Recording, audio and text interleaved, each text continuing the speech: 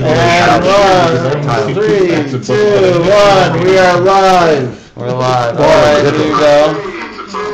Right, we're very live. All right, here we go. Today, this is the topic is going to be the custom of Upsherin, and so I think I'm uniquely qualified, being that I'm also a barber. So there you go. Really get to the heart of this.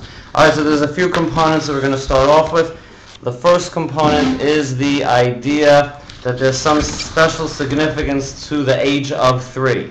So the most well-known place that this is dealt with is the Midrash Tanchuma. Midrash Tanchuma is considered a fairly ancient Midrash from the 4th century, and this is Rabbi Tanchuma bar Abba. And here in Parshat Kedoshim, where it talks about the Orla, then Midrash Tanchuma says, HaKatuv medaber b'tinok, that while they're talking about the fruit of a tree, it's also understood to be on a midrashic level, also talking about a baby.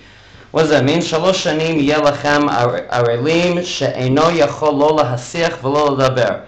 The first 3 years, it's like orla, like these fruits that you can't do anything with because the kid can't talk, can't converse. V'shana revi'it yeh kol piryo kodesh shaviv makdisho l'Torah. 4th year, the kid starts learning Torah, so that's like being sanctified. Then we say Hilulim LaHashem. Ma'u Hilulim shebeshah shehu meulal HaKadosh Baruch Hu. Okay, then he's already meulal on a high level, and he's significant to Hashem. B'shana chamishit, and then the 5th year, tochlu et piryo. Then you could already eat the perot. This is mish'ah shu mitchayev likrot b'Torah, because then he already has the obligation to learn Torah. This is the idea that we also find in Masechet Avot, that from the age of 5 you're supposed to learn Torah.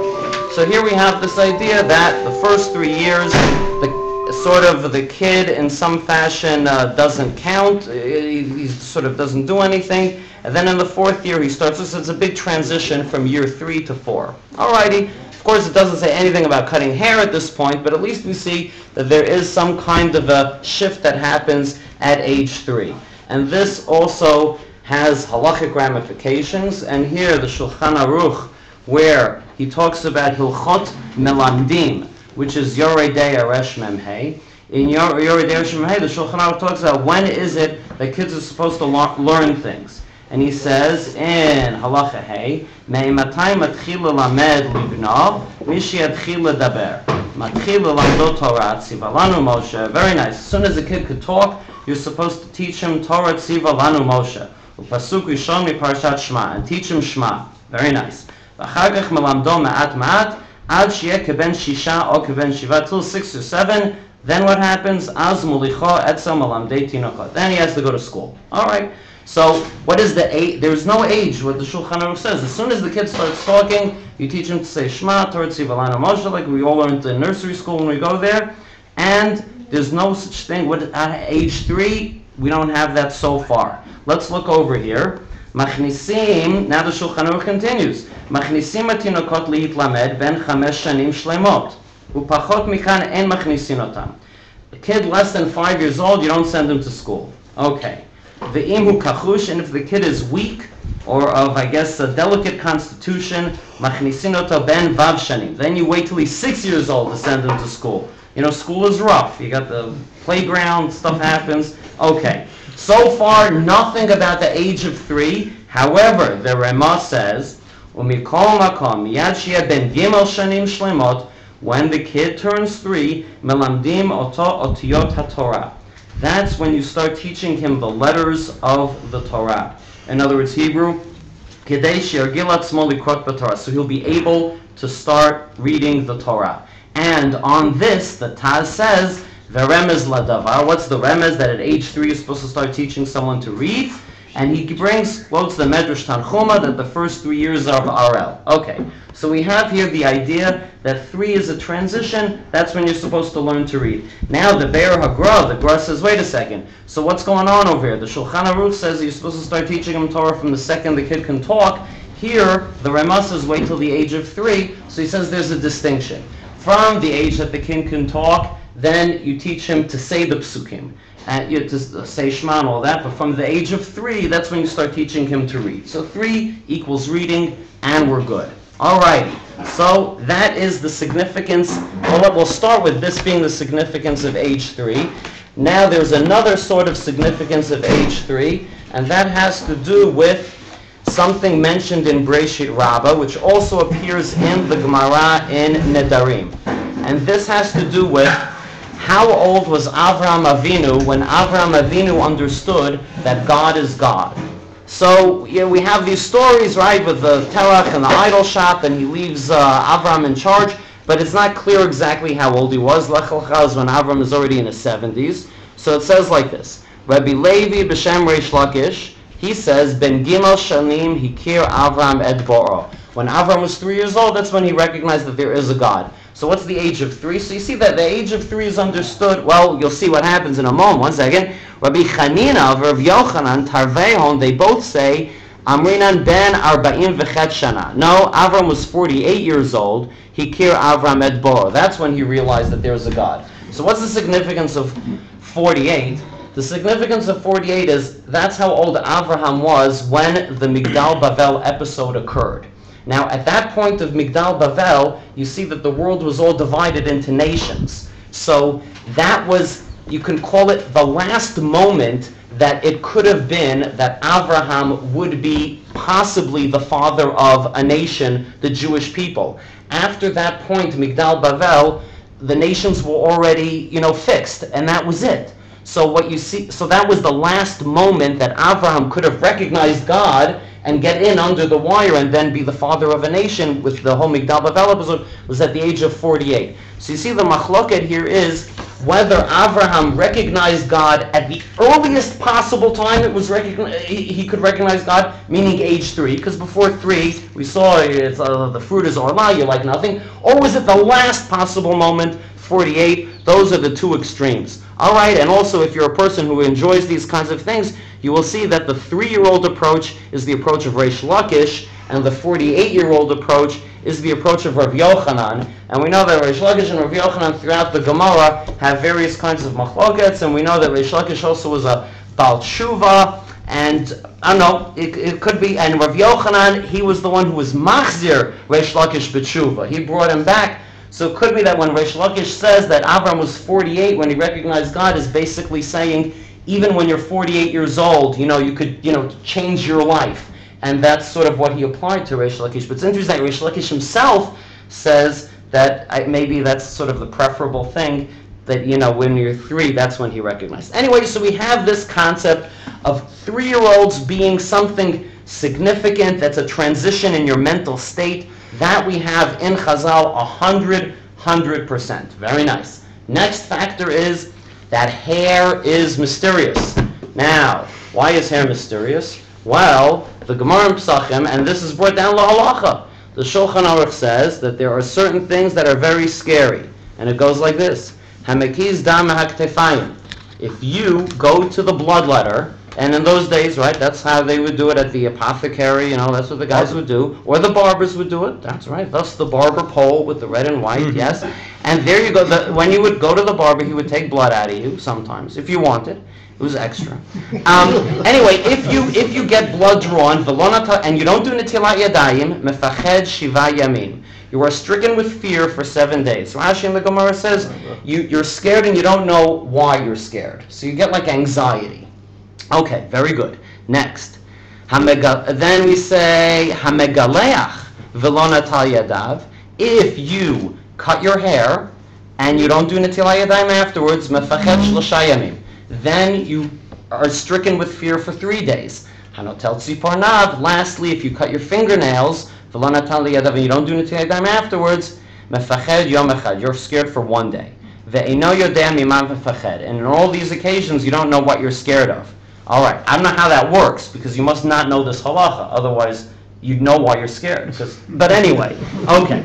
But however, you see that these 3 things are make you scared if you don't do netilat yadayim. Now, this is not netilat yadayim with a bracha or anything like that, but you're supposed to do netilat yadayim, ruach ra. Now, what do all these things have in common? What they have in common is that it's a part of you that used to be sort of growing with you and now is disconnected from you. So there's some like, let's call it a low-level, mortality kind of issue going on over here. That includes shaving? What? This includes shaving. This includes, yes, absolutely, yes. So therefore, so now you see then that hair, now you know, at least now you see that hair is one of these things that in some fashion, people, you have to treat in a very, very special way. Alrighty. And then you also have, these famous things like, what do they say? They have that myth that, after a person dies, your fingernails and hair keep growing, So hair is considered, a very special and scary kind of thing. Alright, so we have hair. Now, how do we put it together? So let's start like this.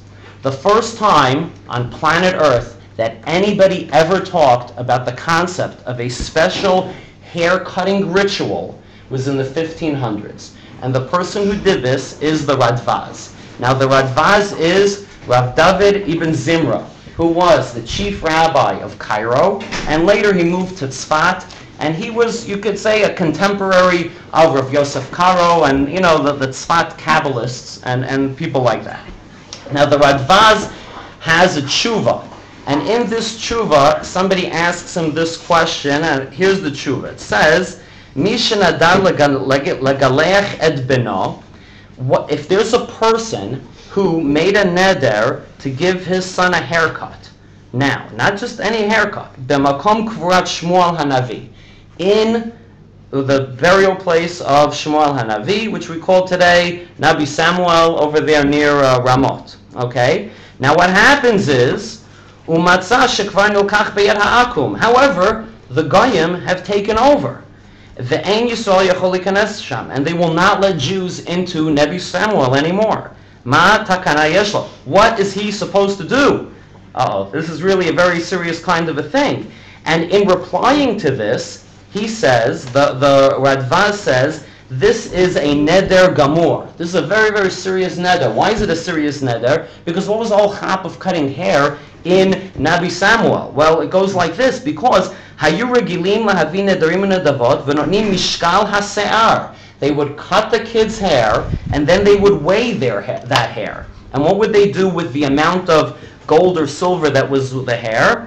Letzorech hamakom ladlik alav shava v'shemen u'lashar tzorchav. It would go to the upkeep of the place and the candles and all that kind of stuff. It would be tzedakah for that place. And also some of it would be sent chelek la'aniyim u'letzorchei tzibor. And he says, this is a neder gamor, and he says you have to then do a hatarat nederim. Since you're not allowed to go to Nabi Samuel, then it's complicated, but he's the first person to deal with this. Now what's exciting here is that we actually know that this was something that happened. In other words, the Ottomans in the late 1500s prohibited Jewish people from going and entering Nabi Samuel.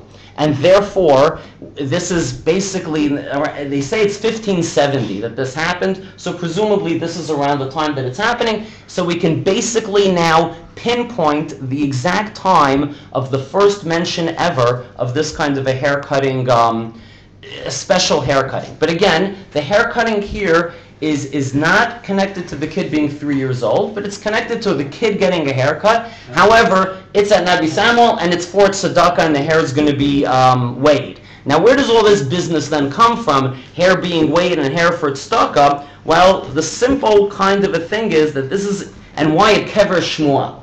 Well, the simple kind of thing is that this in some fashion is hinted to in what?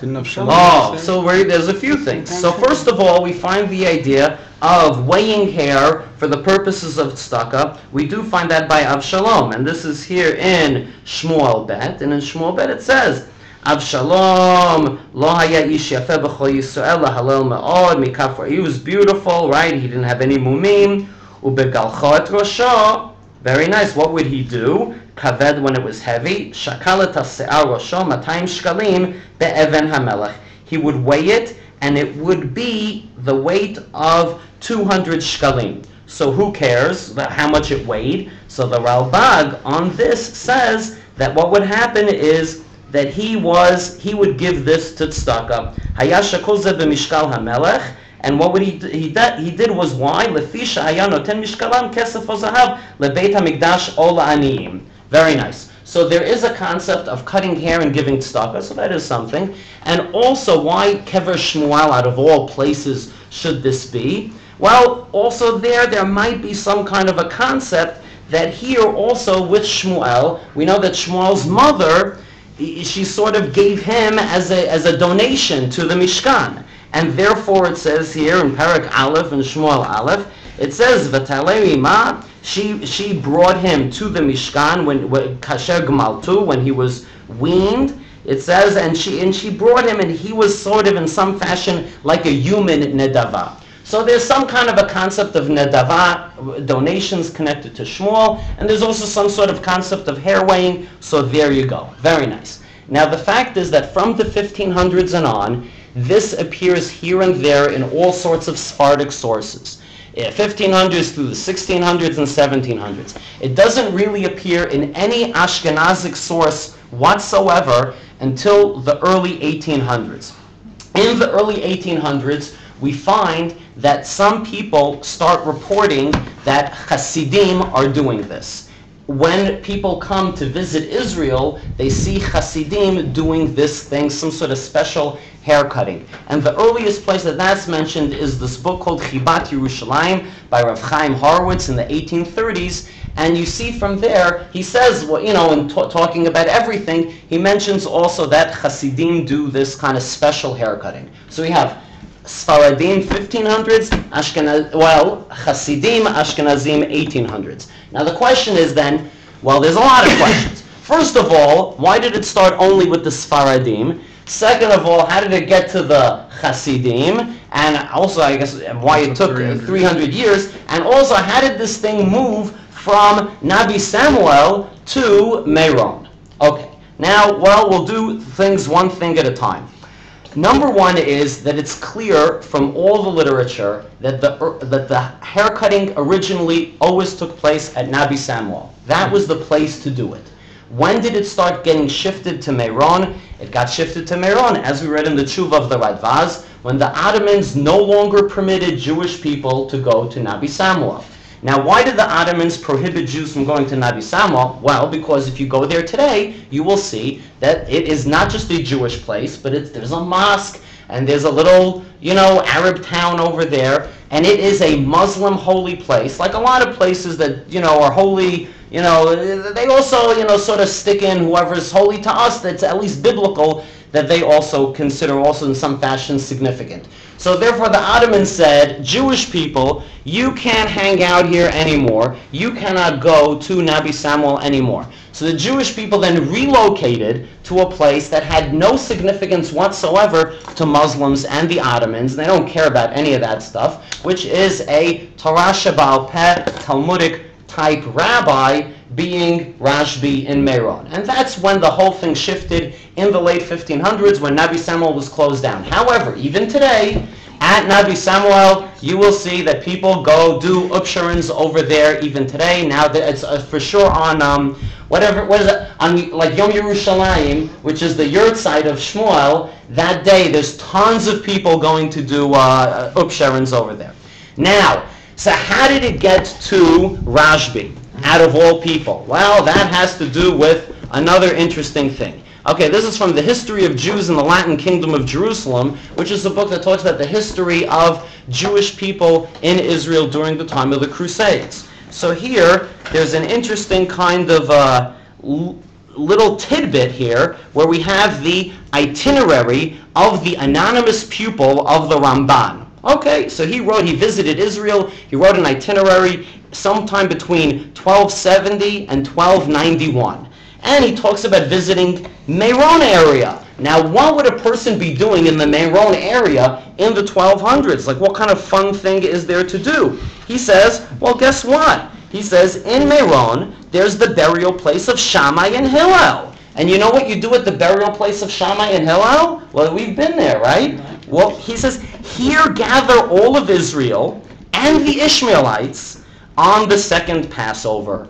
In other words, there used to be a custom back in the time of the Rishonim that people would go have a big, fun party at Kever Hillel and Shammai on Pesach Sheni. Now, let's try to figure this out then. What is the date of Pesach Sheni?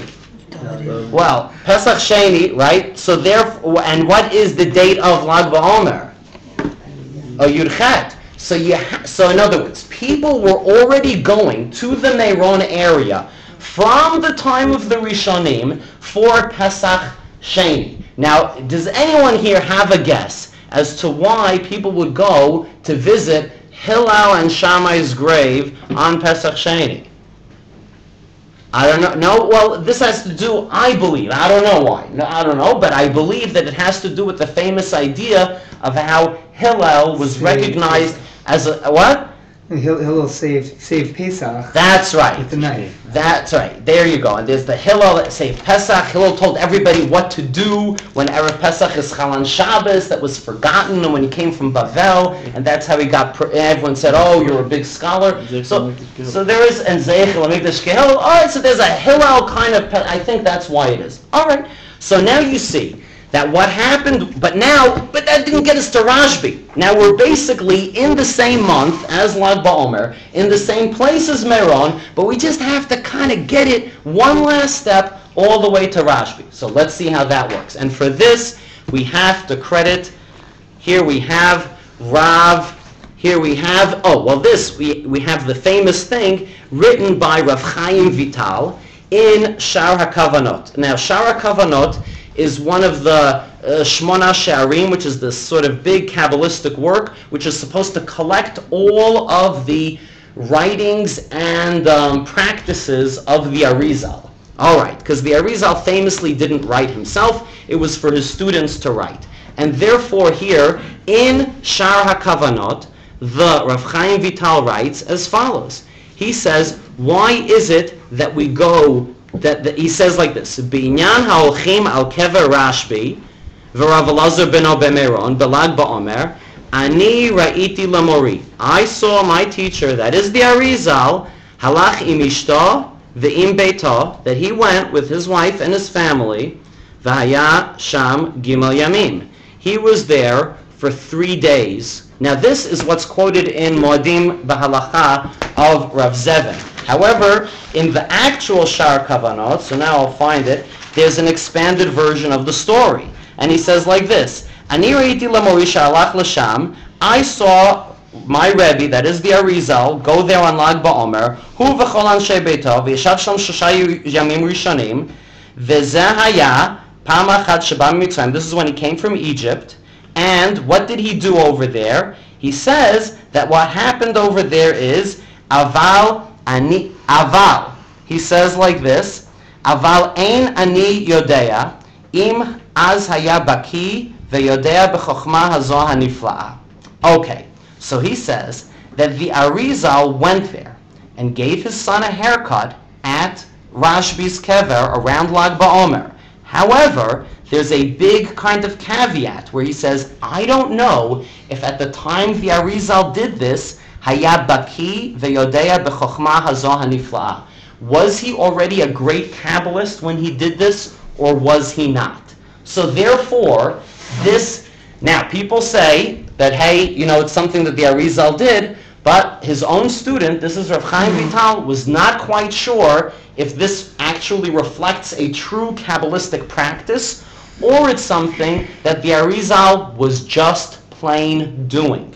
Now, why is it that the Arizal would just be plain doing something, and how could it possibly be that it's not a Kabbalistic custom? Well, the reason for that goes as follows. It has to do with this whole haircutting idea. So let's first say, what is it? What do we call the haircut? We call it an Upsherin in Yiddish. But what does Upsherin actually mean? It means haircut. Okay. So when you're saying, I'm going to have an Upsherin for my son, what you're saying is, I'm giving him a haircut. All right, it sounds clearly more exciting in Yiddish, but there you go. Now, the Sfardim, what do they call it? They call it a chalakeh. Now, what is a chalakeh? So here, in Sefer Tamei HaMinhagim, he says, I'll tell you what it is. He says, it must be Shoresh Milah Zo Novea Milashon HaMikra. This is a biblical word, Anochi Ish Chalak. When Yaakov says that he's not hairy like Esav, he says, I am chalak. So it's like smoothing. But the fact is that there's another meaning to the word chalakeh, and that is that it means haircut, but in Arabic. So in other words, the way Jewish people call this, whether you're Sephardic or Ashkenazic, there's no real Jewish terminology for this whole special thing. It's just the word meaning haircut in whatever your local sort of custom is. Now, there is an Arabic word for this kind of a haircut because, and here we go. Oh, here we go. Here's a nice picture, if we could hold it up here, of a nice little chalakeh going on. Now, it says like this. There is a ceremony called the Mundan, or the Chuda Karana, or the Chaula. Now, this is the ritual in Hinduism when babies get their first haircut. When is that done? It is done when the child is 1 or 3 years old. The hair is shaven, but sometimes not completely. The shikha is a tuft at the crown of the head. The hair is left as it is believed that the shikha protects the brain. Okay, and some believe that the mundan ensures long life and protects the child from the evil eye. Okay, very nice. And here's a picture of a mundan, and it kind of looks like an Upsherin, except that the women are wearing Indian-type clothing. Now, if we have over here, there's then another cut. Here we go. This is a Malaysian version of it, because here you have nice Muslims instead of Hindus doing it. And this is the very famous Kukur Jambul ceremony, also known as the Berendoi. That is the first haircut ceremony in Malaysia. What happens is, the mother or father carries the baby from person to person. Each of them will snip off some hair.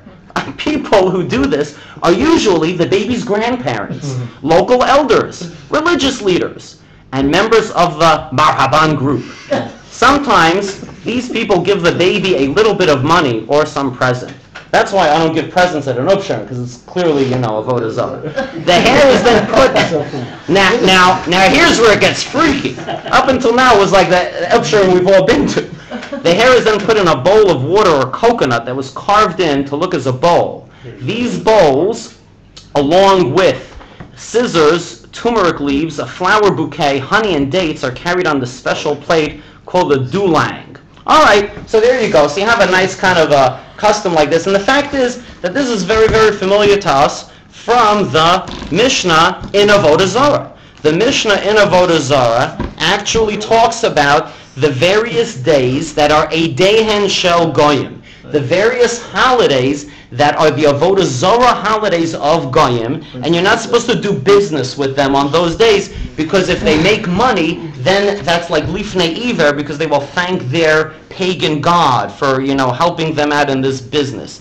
And they give a whole bunch of these ones. We have the calendar and the staturna, the saturnalia, and then he goes on and he says like this: Yom tiglachat zikno ublorito. The day that they have a beard shaving or a blorit shaving, right? Now, what is a blorit shaving? This is like this tuft of hair that they would leave, and they would only cut it apparently once a year. That they made some kind of a ritual holiday. So you see that already from the time of the Mishnah, such a kind of a ritual of some sort of pagan haircutting was very well known, and we have it today. So now you see, so let's now then figure out this whole thing. What happens is that the Sephardim were living among Muslims. Muslims have a hair cutting ritual. Now, they do it at various kinds of ages, and it's here, there's all kinds of ages and all kinds of various ways to do it. However, the Muslims in the 1500s were already giving their children ritual haircuts at Nabi Samuel, because the Muslim custom was to do it in a holy place. It happened to be that this is also a holy place for Jewish people. Jewish people then saw this custom, and they started doing it too. Now, the Arizal, when he did it, or at least is reported by Rav Chaim Vital, again, not clear if he did it, before or after he sort of gained his Kabbalistic insights. At that point, what happened was the people who are into Kabbalah, that is like Hasidic type people, they started doing it as well. And this is how the custom spread.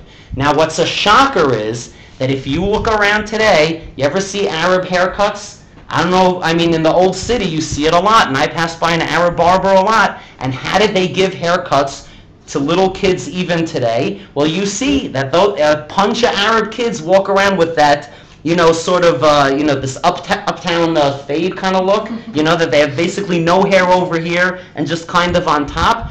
That's a look even today. They have that kind of a look, and this is a thing that goes a long way.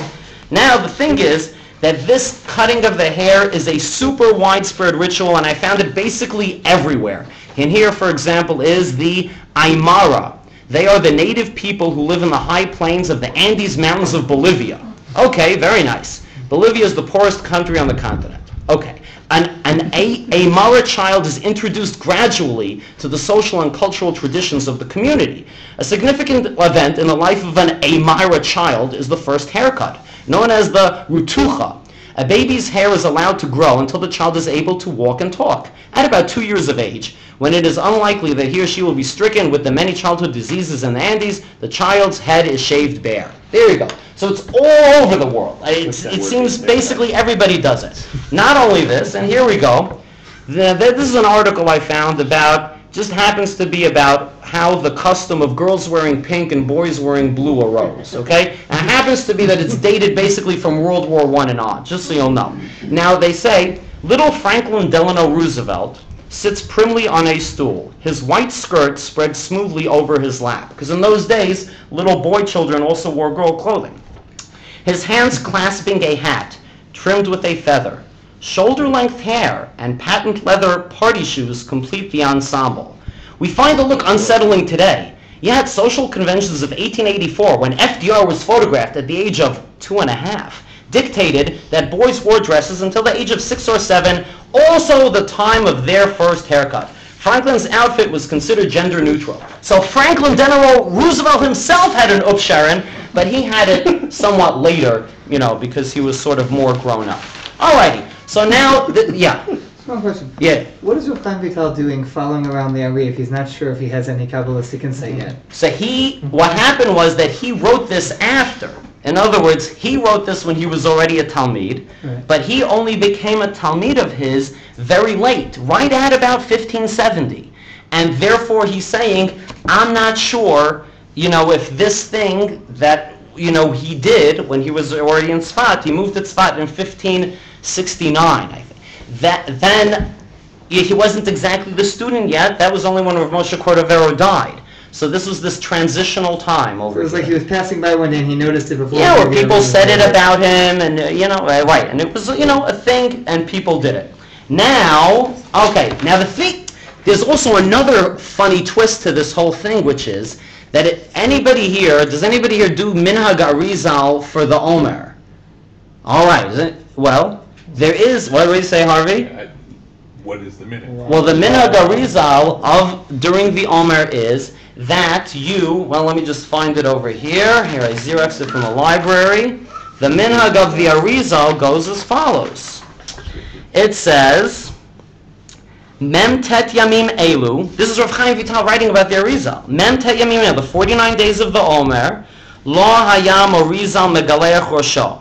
Ella be'erev Pesach u'be'erev Chag HaShavuot.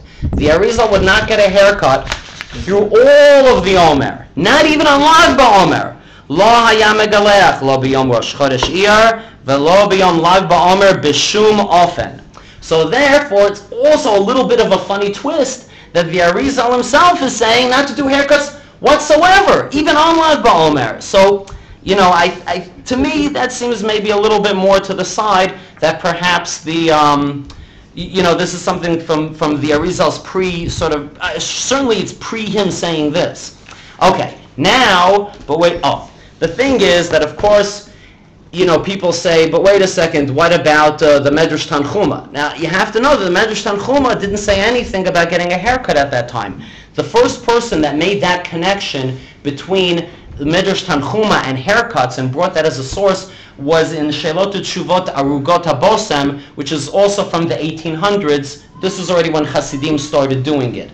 So he says, and that's why we do the haircuts. But there's also other very, very fun kind of, I don't know what we'll call it, very fun kind of, let's call it asmachtas for getting a haircut at this age. And it goes like this. Here you go. Wait, where's this? Here it is. Now I get to use my book in a shir for once. Now you know that there is.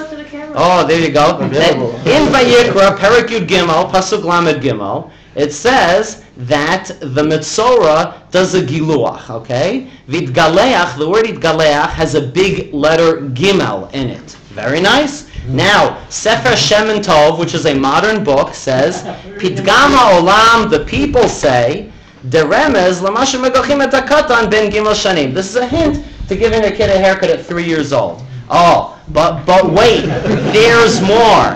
Now this I found in Ari Wasserman's book. Look, Ari brings this other person who says, this is Sefer Ateret Yeshua. He says, no, not only that, Pasuk Zehu, Pasuk Lamed Gimel. That is Pasuk Lamed Gimel of Perek Yud Gimel. So that, Lehorot, that teaches you that you get the haircut on Lag BaOmer at age 3. So there you go. That's super exciting. Yes, Tani?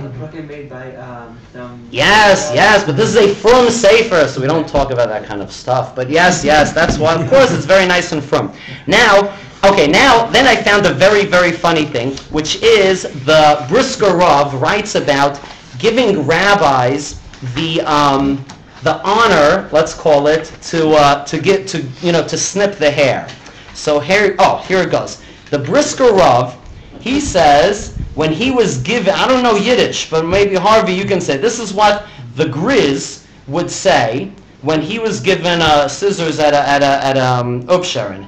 Ich bin nicht kein Scherer. I'm not a barber. I am not a barber. Very nice. Now, he would explain that the reason he was saying this is because like this. He says, Im yesh la'adam serot arukot. If a person has very long hair, then you kolzma yesh payot. He has payot already. It's not that you're making payot. He has payot. They're mixed in with all of his other long hair, yes? You only don't have payot if this is cut. So he says, by me cutting that hair, I'm not making payot. I'm not doing anything of any ritual significance whatsoever. He says, therefore, what you're cutting off his hair, that is a haircut. And therefore he says, since ich bin nicht kan sher, since I'm not a barber, then why should I be doing this? Okay, there you go. Although, of course, you will find, that people, nowadays it's very customary to have important rabbis, cutting hair and, doing this. And I know that in rabbi cut my hair all the time. there you go. That's right. And I see it when I'm in Netiv Aryeh. I see people bring their kid to Rav Nevensal that he should cut hair. Now, the idea, though, now look, the thing that this is like a Goyish custom is super, super widespread, and it's absolutely no secret whatsoever. And it was even said many, many times in halachic literature, and this is written by Rav Yaakov Halevi Sapir. Now, Rav Yaakov Halevi Sapir wrote a book called Even Sapir. Now, he was a person who was sent from the Churva synagogue to collect money all over the world, basically. And he winds up in Yemen, and he winds up in India, and he writes about, the people he saw there and things like that. He's also kind of famous because he's considered the first person who realized the significance of the Cairo Gniza. And it was after him that Salman Schechter got involved. And he also is the person that brought to light the Midrash Hagadol, which is a Taimani Midrash. And what he says over there is, he says that in India, Lo yigalchu sa'ar rosh bneihem ad yu libnei arba v'chamisha shanim. In India, the Jews there have a custom not to cut a kid's hair until they're 4 or 5. and he says v'gadlu para, and they let it grow long. B'yom higlachan la'rishonai asu yom yishteh v'simcha, and they make it a very happy kind of an occasion. And he says, wait a second. He was telling them, Gam b'pam rishon yanichu sarat sedim lo yigalchum. He says, you don't have to do this. Lo avu lishmali. They did not want to hear, and they said, Kol asar rishon kodeshu. The hair that you cut off is holy, and we have to save it. And then they would go on, and he says, Marbim be'emunat hevel. They believe in all kinds of nonsense, upulot hazayot, and all sorts of hallucinations. And he says, okay, because they kept that, because they are in Eretz of Deha Elilim, because they're in a Goyish land, v'lamdu mimasem minhagem, and they learned it from all of their Goyish neighbors. All right, so there you go. So that basically is the story of the Upsherin. But let's end on a happy note and learn about a Jewish custom. Yes, sir. Yes. Is there any connection, any hekesh at all with the Ola? With the Orla. That's what we said in the beginning, that the Medrash Tanchuma says that a kid is the first 3 years before he learns anything. But again, it doesn't say anything about cutting hair then. That first connection was made in the 1800s, again, when the sort of Hasidim, got excited and involved in this. Why would the Hasidim only pick it up in the 1800s if the started in the late 1600s? That's true. That's absolutely true. Because what happened was that in the 1600s, the Sephardim in Israel were doing it, right? Now, in order for it to get to Europe, there has to be enough people traveling from Israel to Europe to make this kind of a thing popular. Now, the travel to Meron for Lag BaOmer and that whole big thing only became really, really big in the 1800s. That's when you have the famous tshuva of the Chatam Sofer, where he says, I don't know who invented this holiday, Lag BaOmer, and why are people doing this? Why are people going on trips to Meron for Lag BaOmer? So it was only in the 1800s that we have enough sort of cross-pollinization or whatever it is, to get it from point A, which is sort of Israeli Sephardic, to point B, which is European Hasidic. Yes? Yeah. How come Misnagim never picked it up? What? Why did Misnagim never? How come they never ever did it? They never did it because because there's no reason to do it from their perspective, right? Because they say, listen, they don't. That's what the Evan Safir is writing. He was from Vilna. He's saying we shouldn't do this, and it's crazy. So that's why they never picked it up. Yeah. Once working with the Orla idea, did you run across anyone that linked that to Ki Adam Eitz HaSadeh? I didn't see anyone doing that further, but it could be a simple kind of a thing, and why not? But yeah, there you go. And now, but also, yeah. Doesn't make sense because it's only for boys. Shouldn't it? Oh my goodness. Mr. Elliot Costello, you are now asking why it's only for boys and not for girls. Right. And I'll tell you exactly why. Now, there is such a thing. What did they used to call it in the hospital? That the baby boy preemies have a harder time than the baby girl preemies. There's a syndrome. What do they call it? Infant white male syndrome. Something like that. Anyway, now listen. Okay, you ready? There was a concern among various sort of superstition and this is really, I think, how the whole thing started. There's a concern that boy babies are considered at risk from malignant demonic forces. In Judaism, we generally associate this with Lilith or Lilith that attacks baby boys, okay? Now, what's the way that we protect baby boys? There's a lot of ways that we protect baby boys. Do you ever realize we do a Shalom Zachar for boys but not for girls, yes? And before the bris, little kids come and they say Shema Yisrael, right, for the boy. No one does anything for a girl. Girl's not at risk. Boy, at risk. So you got to bring people over. They're like Shomrin, like the Chassan. He doesn't go out alone, yes? Once you had the bris, you're safe. I think that's However, I think that's why FDR had a dress on, so that Lilith would think it was a girl. See, in the non-Jewish world, it was considered to be like this. That you had to protect, you would be in disguise as a girl until you were old enough that you wouldn't be in danger from demonic forces. Therefore, in the Muslim world, you would go around with long hair and a dress looking like a girl. Once you're a certain age, then you're already beyond the sudden infant death and all of those infant mortality Like 3 years things. of Halloween. Or something like They that. never get rid of the dress. What? They never get rid of the dress. They never get rid of the dress. That would be unfortunate. What, for the boy? The boy has to get rid of the dress. Oh, the gown.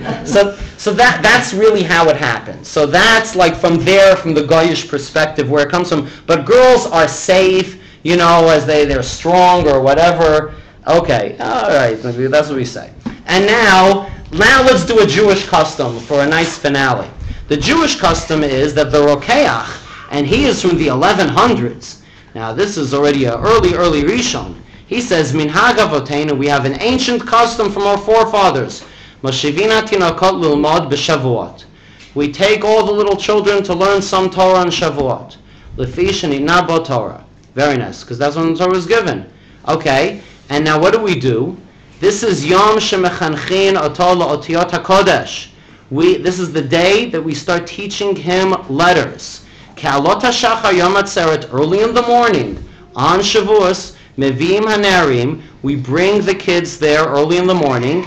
Mechasim Oto Tachat HaMiktorin Mibeitam Ad Beit HaKnesset, we cover them on their way, from home to shul. Why? He says, Shelo Yir'eh Kelev. You shouldn't see a dog B'yom Shemechanchin Oto on that day, because that's like tameh. You don't want that. Like even today we have a little bit of this when we tell the pregnant women. You ever hear pregnant women don't go visit the zoo? You ever hear that kind of a thing? Also in the mikveh, you're supposed to look at the mikveh woman as soon as Oh, right. and not some dog. There you go. Okay, so you have this thing. Okay, now what happens? Or at Beit Harav, or they go to the Rebbe's home, and now what do? You give him to the Rav to hold. This is in the 1100s, way back.